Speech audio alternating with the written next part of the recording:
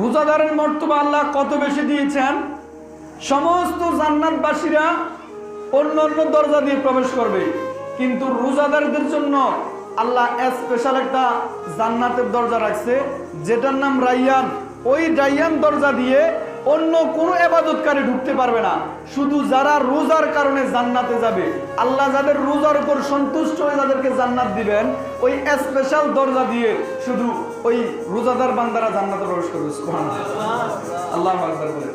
আল্লাহ কত বেশি বলছিলেন, রোজাদারদের দিয়েছেন। দুনিয়াতে রোজাদারের সম্মান, আখিরাতে রোজাদারের সম্মান, এবং রোজাকে আল্লাহ এত বেশি পছন্দ করেন।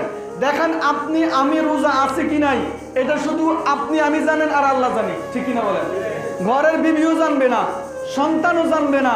আপনি যদি একেবারে নীরব জায়গায় যদি পানি খেয়ে ফেলেন, দুনিয়ার কেউ জানবে না। সবাই মনে করবে আমি রোজা আছি, আপনি রোজা আছেন, কিন্তু একমাত্র আপনি এবং আমি আর আমাদের আল্লাহ জানে প্রত্যেকটা ব্যক্তি রোজা আছে কি নাই, ঠিক কিনা বলেন? ঠিক কিনা? তাহলে রোজাকে আল্লাহ এত পছন্দ করেন, সেজন্য এমন সিস্টেম দিচ্ছেন যে বান্দা যখন রোজা থাকবে এটা কারো কাছে বলার সুযোগ নাই। কারো কাছে বলার কি নাই? সুযোগ নাই। কারণ নামাজ পড়লে মানুষ দেখে নামাজি ডাকে, হজ করলে মানুষ দেখে হাজি ডাকে, যাকাত দিলে মানুষ দেখে দানবীর ডাকে। অন্য অন্য আমল যখন করে মানুষ সেগুলা দেখে দেখে মানুষ এক একটা উপাধিতে ভূষিত করে। কাউকে সুফি বলে, কাউকে মাওলানা বলে, কাউকে বুজুর্গ বলে, কাউকে নামাজি বলে, কাউকে হাজি বলে, কাউকে গাজী বলে। কিন্তু যখন আপনি রোজা রাখবেন আপনাকে কেউ রোজাদার বলে সম্বোধন করবে না। কেননা এই রোজাটার আল্লাহ পাক বলেছেন বান্দা শুধু রোজা রাখবে আমি রব্বুল আলামিনের জন্য।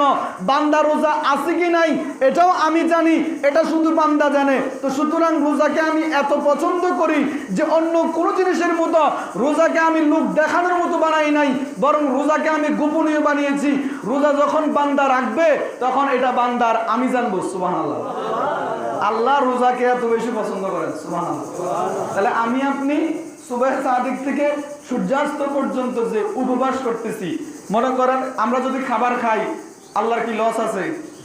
আল্লাহ অন্যান্য